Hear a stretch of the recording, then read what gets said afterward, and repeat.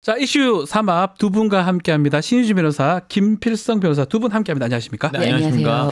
자, 2025년 새해가 밝았으니까요. 자, 좀 애도 기간인데 이거 조금 불편하기는 할 수도 있는데 그래도 우리 시청자분들한테 새해 인사 한 말씀 좀 부탁드려도 될까요? 우리 신 변호사님부터. 네, 요즘에는 진짜 네. 안녕하세요라는 말 하는 것조차 조심스러운 좀 나라의 상황, 네. 플러스 또 항공기 여객 사고가 정말 이게 현실인가 싶을 상황이 계속 펼쳐지니까 맞습니다. 정말 하루하루가 너무 길게 느껴질 정도입니다. 그래서 지금 새해가 밝았는데 새해에는 하나씩 이런 것들이 해결되는 날로 펼쳐지기를 정말 간절히 기원합니다. 많은 국민들이 그런 생각을 갖고 있을 것 같습니다. 김 변호사님도 한 말씀 좀 해주시겠습니까? 새해 인사로 가장 많이 하는 말이 새해 복 많이 받으세요인데요. 네. 정말 진심으로 올해는 좀 행복했으면 좋겠습니다. 너무 불행한 일들이 많았고요. 예. 아직 상당 부분 진행되고 있는데 마무리 잘 돼서 올해 이제 끝날 때쯤이면 야, 그래도 올해는 좀 괜찮았다라는 말이 나오는 그런 한 해 다 되셨으면 좋겠습니다. 2025년은 좀 좋았던 해다 이런 생각이 들 연말이 됐을 때 오늘 거의 첫날인데 이제 365일 후에는 좀 그런 일이 있으면 좋겠다. 저도 공감을 합니다. 자, 공식 질문 해보겠습니다. 두 분께서 한 주 동안 관심을 가졌던 이슈, 뉴스 어떤 게 있을지요? 예, 저부터 얘기를 하겠습니다. 네. 제가 어제 제가 동대구를 들렀는데요. 동대구역이요? 네, 동대구를 들렸는데 아시겠지만 동대구역에 이제 얼마 전에 홍준표 시장님께서 그 박정희 전 대통령의 동상을 세웠잖아요. 여러 이야기가 많아서 제가 직접 봤습니다. 네. 직접 봤는데 이제 좀 가장 말이 많은 게 물론 박정희 동상 자체가 좀 말이 좀 있지만 적절하냐.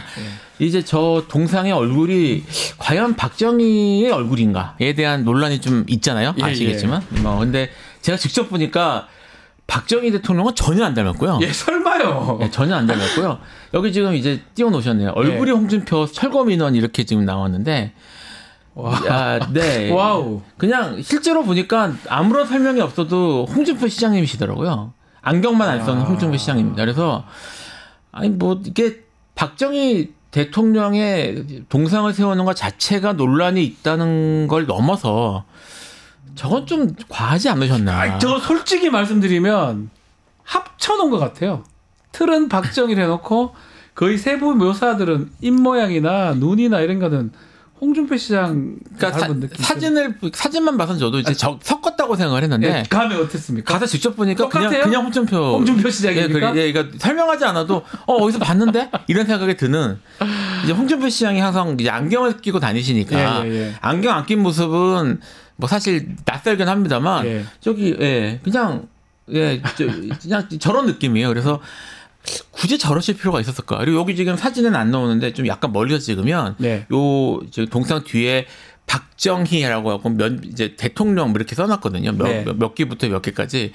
저것도 홍준표로 쓰고 싶지 않으셨나 이런 생각이 들 정도로 좀 놀라울 정도로 닮았더라고요. 저거를 근데 저는 저거 만약에 만들러 지시하면 만드는 사람들이 알잖아요. 저렇게 하면 안 될 것 같은데.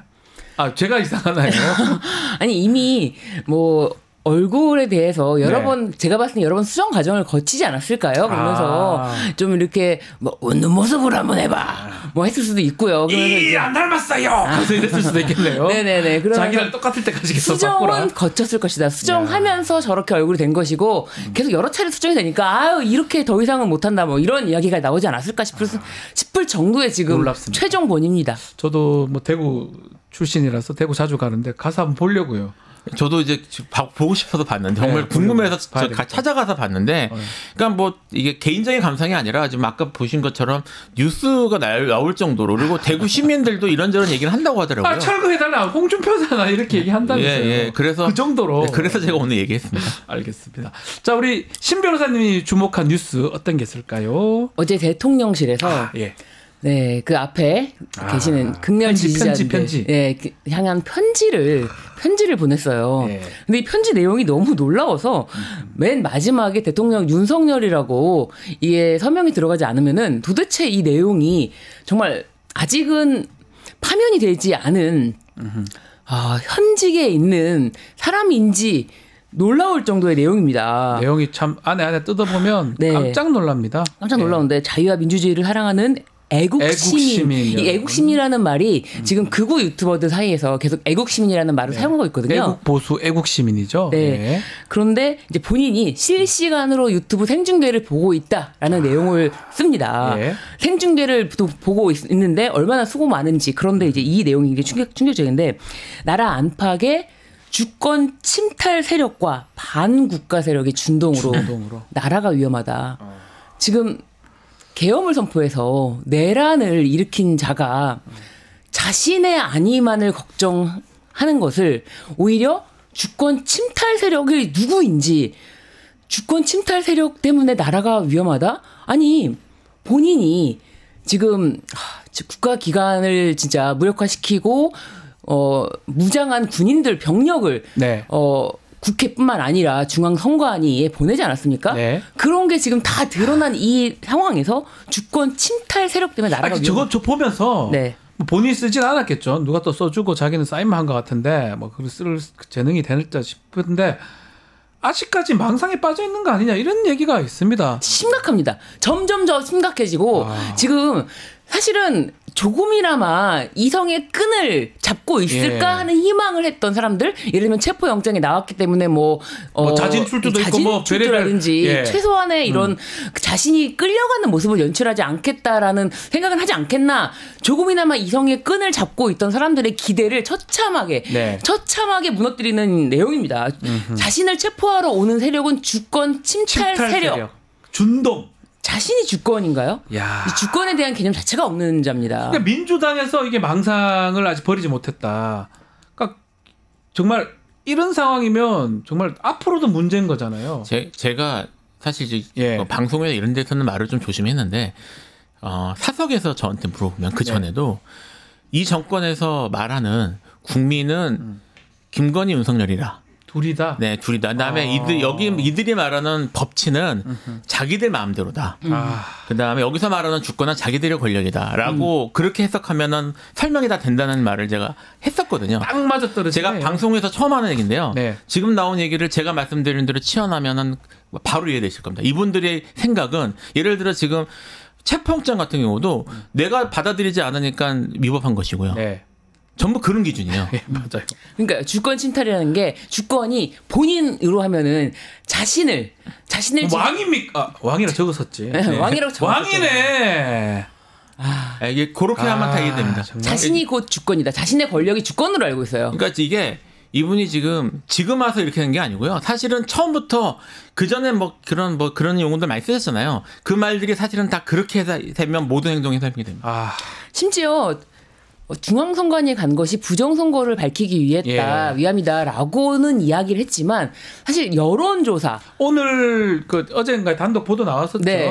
여론조사 조작한 거 찾으러 간 거라는 열심히 직원들 지금 잡으러 갔다는 거잖아요. 자신의 지지율이 낮게 나오는 거는 이거는 지지율을 조작했기 때문에 이렇게 나올 수밖에 없는 것이지 자신의 지지율이 이렇게 낮게 나올 수가 없다라는 생각을 하고 있었던 거예요.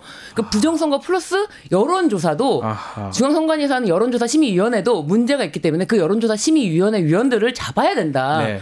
그런 명단을 내려보낸 거 아닙니까? 그러니까 이게 합법적으로 돌아가는 모든 일에 자신이 받아들일 수 없는 건 위법인 거예요. 체포영장이 발부됐지만 자신이 받아들일 수 없으면 이 체포영장은 불법이라는 것이죠. 불법이라는 거죠. 참 무섭기도 하고 왜 저런 괴물 같은 사람이 우리 리더가 됐는지 좀 안타깝기도 합니다. 사실은. 그러니까 우리 민주주의의 허약성, 특히 이제 민주주의가 기본적으로는 뭐 여론과 뭐 이런 올바른 여론 형성 이런 것들이 사실 중요하잖아요. 그런 여론 형성에 있어서 공론장이 제대로 우리가 작동하고 있는 것도 좀 들여다봐야 될 것 같은 생각입니다. 제 생각에. 안타깝습니다. 사실은 일부 왕자 쓰고 나올 때부터 정상이 아니다, 이상하다 했고 또 집권 초기 때부터 계속 들었던 무속이나 자기 경로하고 격정적으로 지 맘대로 운영하는 거를 소문들이 다 났었거든요. 또 그 지근거리는 사람 다 봤을 거 아닙니까? 그러니까요. 정신 나간 행동들 하는 거를. 그럼에도 불구하고 계속적으로 끌고 왔던 거 아닙니까? 그러니까 대통령이란 자가 아무리 손바닥에 왕자를 쓰고 아무리 뭐 경제, 외교 아무 것에 대해서도 알지 못한다 하더라도 본인 한 명으로 인해서 저자 한 명으로 인해서 나라 시스템이 있는데 시스템이 설마 붕괴되랴라는 어떤 그런 아니라는 생각에서 그냥 자신들의 세력을 옹립하기 위해서 저자가 필요하다면은 그자도 괜찮다라고 했던 세력들 아니면은 설마 시스템이 있는데 우리나라가 그렇게 시스템이 허술하지 않아라고 생각했던 아니란 사람들 이 모든 사람들이 저자를 대통령이라는 직에까지 올리고 그리고 이 지경까지 만든 거죠. 네.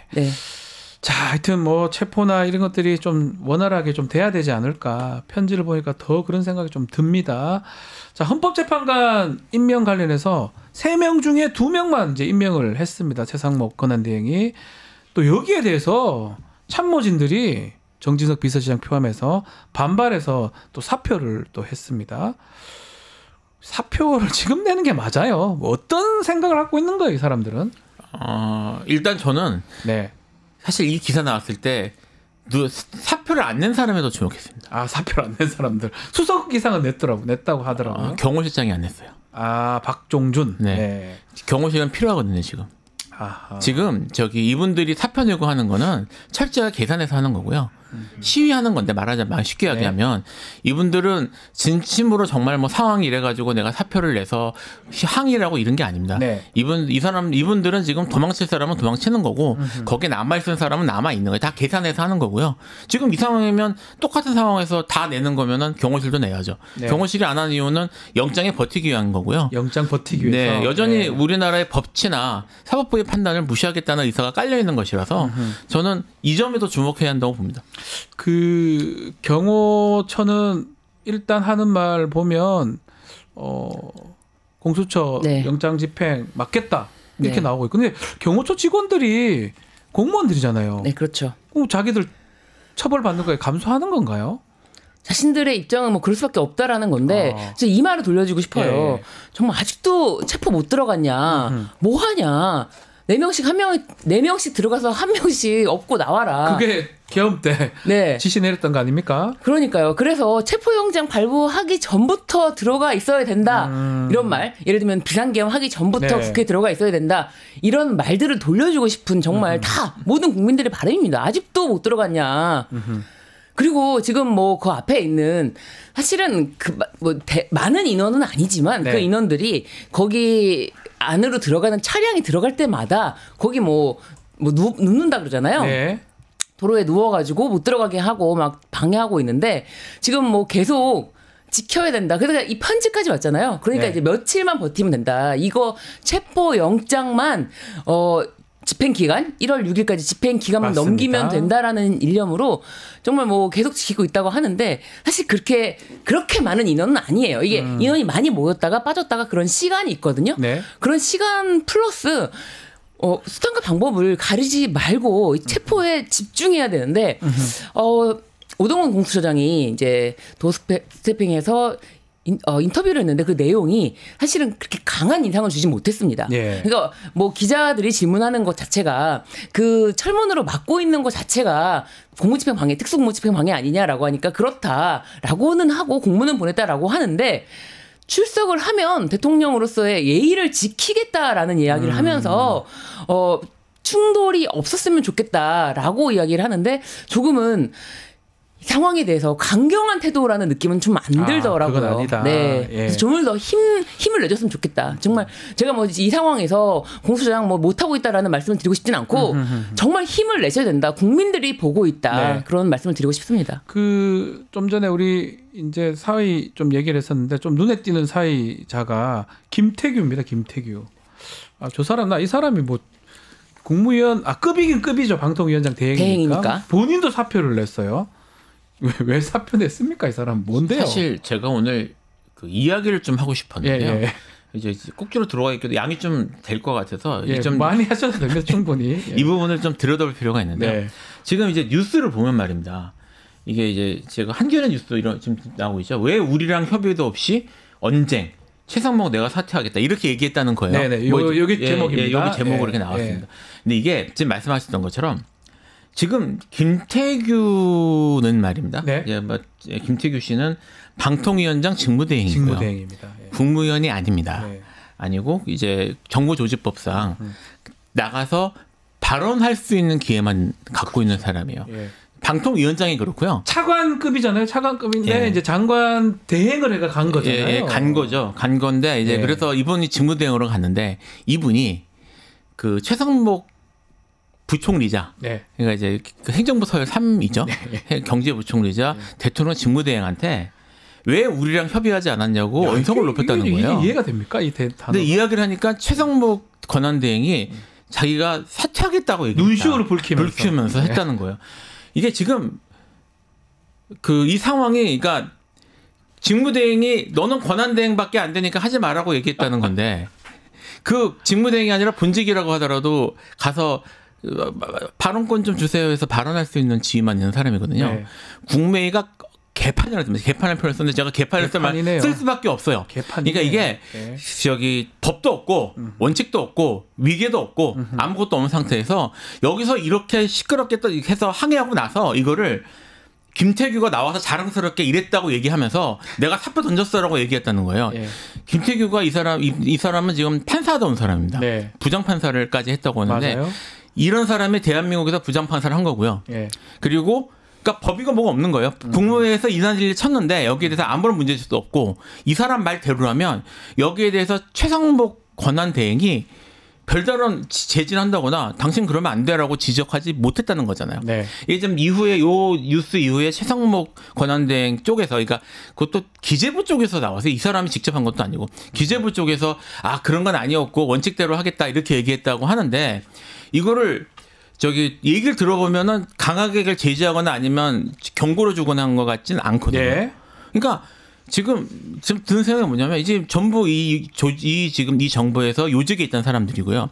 다 아시는 분이잖아요. 많이 들어보신. 네.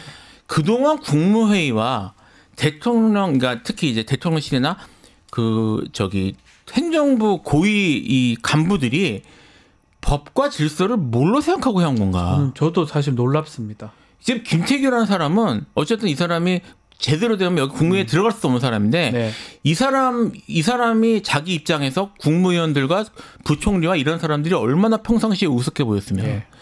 그러니까 지금 이 나라 정체가 지금 이제 뭐 쿠데타 벌어지고 이런 일이 지금 여기까지 왔지만 네. 그 이전부터 나라가 법대로 돌아가지 않고 있었다는 걸 반증하는 거라고 봅니다. 깜짝 놀랄 일이에요. 대통령 권한대행이 대통령급인 거예요. 근데 이게 아무것도 아닌 사람이 와가지고 소리 지르고 네가 내가 나가버린다고 이게 완전히 지금 말씀했지만 정말 이게 개판인 거죠 사실은. 그러니까요. 그런데 이 지점에서 주목할 만한 거는 네. 자기는 사표를 갖고 다녔다. 네.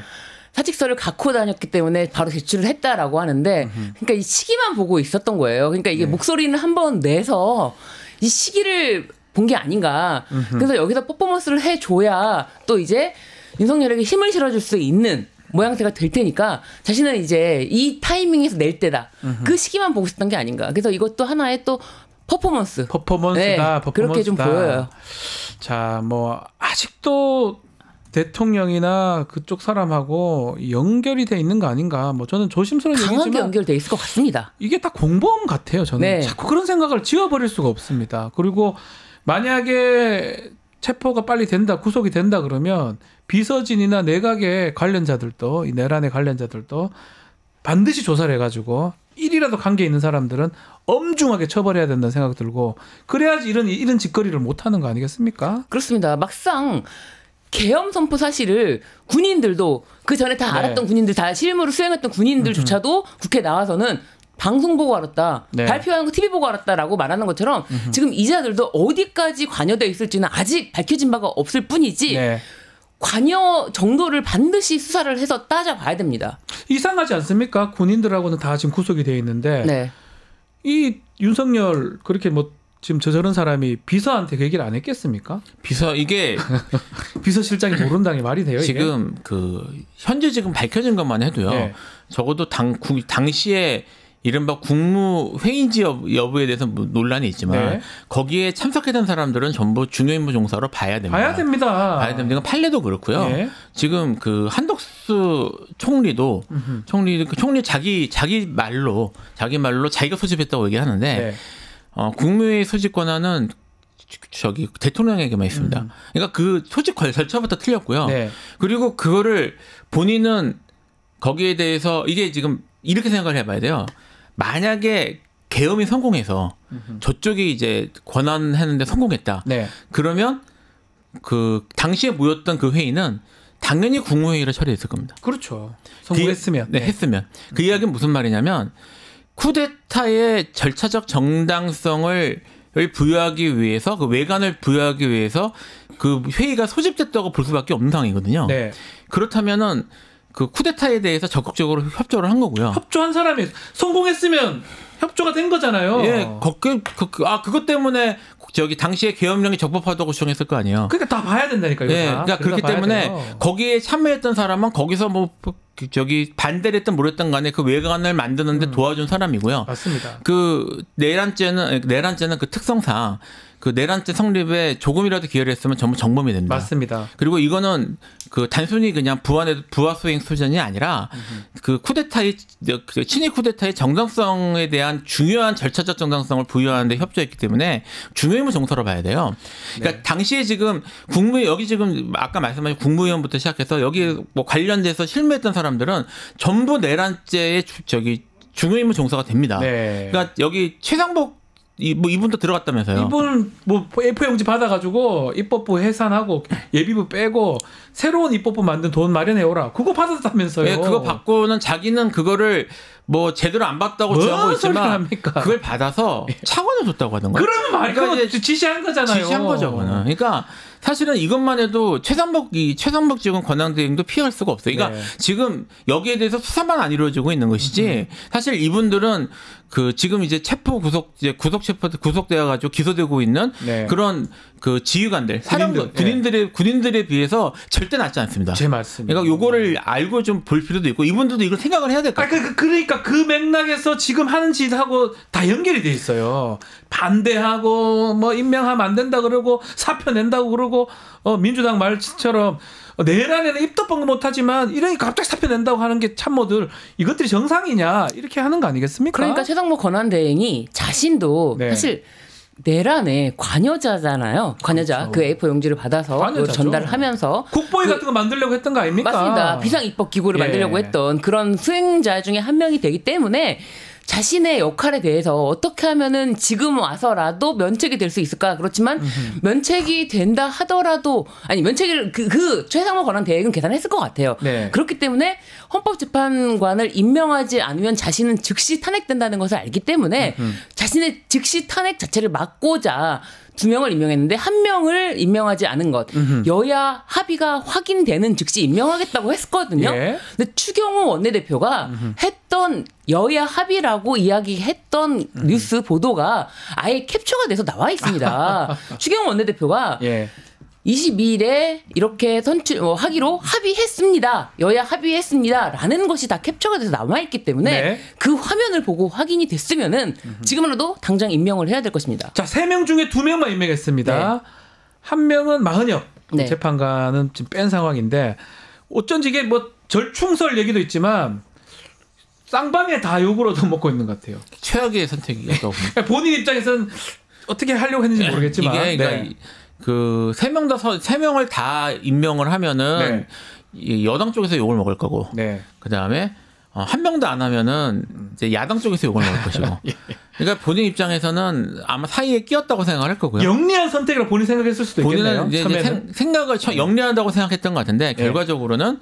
양쪽에서 다 욕먹고 결정적으로 본인 입장에서 그 가장 이제 늦춰야 될 탄핵 절차 지연에는 전혀 도움되지 않았건. 네. 그러니까 모든 사람으로부터 욕을 먹고 그리고 결국 탄핵은 막지 못하는 이런 최악의 선택을 한 거죠. 그러니까 이게 모르겠어요. 이제 왜 이 사람이 이렇게 생각했을지에 대한 분석하는 이런 글들도 저 보긴 했는데 뭐 이게 무슨 뭐 합리적인 선택이다 이렇게보다는 코너에 몰리니까. 네, 지금 요걸 좀 이해하실 필요가 있을 것 같은데 지금 상황이 어떠냐면요. 법적으로는 법이 제대로 법과 질서가 제대로 헌법과 이제 법률이 제대로 적용이 되면 지금 내란 이거를 일으켰던 사람들이 피해갈 수 있는 구석이 없어요. 없습니다. 없어요. 그러니까 이게 지금 계속 큰 소리를 치고 어쩌고 얘기하지만 이게 차근차근 밀려갈 수밖에 없거든요. 그러면서 점점 코너에 몰리고 있고 그래서 한덕수가 했을 때보단 최상목이 할 때가 좀 더 지금 상황이 불리하고 이렇게 코너에 몰리는 상황에서 네. 다급하니까 나름 절충을 한다고 한 게 최악의 선택이 한 게 아닌가라는 생각을 저는 하고 있습니다. 뭐 우리 시청자분들 얘기하지만 큰 물줄기는 돌이킬 수가 없을 것 같아요. 내란을 했고요. 쿠데타를 했고요. 지금 체포영장도 발부됐고 탄핵이라는 게 강이 흘러가고 있는데 약간은 뭐 이렇게 반발을 하고 하지만 결국은 탄핵이 되는 거고 아마 국민의힘 사람들도 이런 걸 알고 있지 않을까요? 아니라고 생각하나요? 근데 국민의힘 사람들 자체는 네. 어떻게 해서든 시간만 끌면 된다. 시간만 끌면 우리가 이길 수 있다라는 생각에 확신이 찬 사람들이에요. 아직까지도요? 그렇기 때문에 네. 사실은 체포영장에 대해서도 그렇게 체포의 요건이 출석 불응 네. 우려 그리고 죄를 범했다고 상당한 의심이 들 때 이거거든요. 그럼에도 불구하고 권영세, 뭐 권성동 모든 자들이 하나같이 하는 말이 아니 도망 우려가 없는데 도주 우려가 없는데 이게 왜 체포영장이 나왔냐라는 구속 사유. 출두를 안 하잖아요. 저 막고 네. 있잖아요. 구속 사유를 야. 체포영장 발부 사유에 맞지 않는 요건에 맞지 않는 걸 갖다 대면서 네. 이게 체포영장이 나왔냐. 체포영장은 오히려 불법이다. 이렇게 이야기를 하고 있습니다. 그런데 지금 한 명 임명하지 않은 사실 자체는 네. 이거는 어디까지나 부작위 아닙니까? 부작위가 이 국회의 권한을 침해했다라고도 볼 수 있거든요. 그렇죠. 그렇기 때문에 국회에서 이 부작위에 의한 권한 침해로 권한쟁의 심판을 청구하는 것이 아마 맞다. 들어가 있다고 제가 알고 있거든요. 네. 권한쟁의. 예, 맞다고 보여지고 이거를 조속히 해결해야 헌법재판소도 사실은 탄핵에 앞서 저는 이 권한쟁의 심판 자체는 그 선결적으로 먼저 네. 판결할 수 있다고 봅니다. 먼저 결정할 수 있다고 봅니다. 그리고 이 결정 자체가 어려운 게 아니지 않습니까? 그렇죠. 그래서 이거를 먼저 해결하고 구인 체제로 완결성을 갖춰서 하는 것이 더 확실한 파면의 길이 아닐까. 파면하기 위해서 가는 길 중에 하나의 방법이다라고 보여집니다. 또 질문 한번 드려보면 그렇게 가고 있는데 끝까지 이렇게 반항하고 지연하려고 하고 이런 사람들 네. 있잖아요. 네. 왜 이래요? 그들이 합리적 일부라도 네. 합리적 생각을 하고 있다라는 전제하에서 네. 네. 아마 이거인 것 같아요. 그러니까 지금 저쪽에서는 그러니까 끌면 이재명 대표를 어떻게든 낙마시킬 수 있지 않을까라는 일부의 기대를 갖고 있는 거고요. 기대를 갖고 있다. 이게 이제 지금 여론조사들 나오는 걸 보면, 에서 이재명 대표를 빼고 보면요. 네. 여당이든 야당이든 다 고만고만하거든요. 지지율이. 근데 네. 뭐 잘 알려진 것처럼 총선과는 달리 대선은 뭐 당 지지율도 중요하지만 기본적으로 인물 싸움입니다. 그러니까 저쪽에서는 이재명 대표가 낙마를 시키면 다음 정권에서 대선에서 쉽지는 않겠지만 훨씬 해볼 만한다라는 생각을 하는 게 아닌가 싶어요. 근데 그게 가능할 것인가? 사실 안 됩니다. 안 돼요. 사실 6명 체제 하에서도 쉽지는 않은 상황이었고요. 쉽지는 않은 상황이었고, 왜냐하면 네. 이게 탄핵 심판에서 지금 그 가장 중요한 부분이 이게 내란죄를 저질렀는지 여부인데 네. 내란죄를 저지른 건 전 국민이 다 봤거든요. 그러니까 이거를 어떻게 사실관계나 이런 걸 갖고 다툴 수 있는 여지가 없기 때문에, 그리고 지금 또 중요한 게 뭐냐면 대통령실에서 너무 이제 헌재를 법원을 무시하는 태도를 너무 많이 보였어요. 송달부터 시작해서 전혀 무의미한 걸로 계속 지금 이제 쉽게 얘기하면 예의를 지키지 않았거든요. 네. 여기서 지금 헌재처에서는 지금 강하게 밀어붙이겠다라는 지금 태도를 갖고 있는 상황에서 2명이 이제 부식이 됐지 않습니까? 네. 그러니까 사실은 이게 이렇게 막을 수 있는 상황이 아니고요. 지금 아마 2월 말 정도는 지금 일정상 나올 수밖에 없을 것 같습니다. 나올 것 같다. 왜냐하면 지금 증인이 15명을 했다고 하고요. 그다음에 이번 주 금요일이 두 번째 준비 기일인데 네. 증인을 누굽니까? 피소추인, 그러니까 대통령 쪽에서 증인을 뭐 부르는 걸 몇 명 받아준다고 하더라도 박근혜 탄핵 때 일주일에 2번 했거든요. 네, 석 달 걸렸죠. 예, 일주일에 2번에 3개월 걸렸는데 일주일에 2번 하고 그러면 기일이 16번 정도 나옵니다.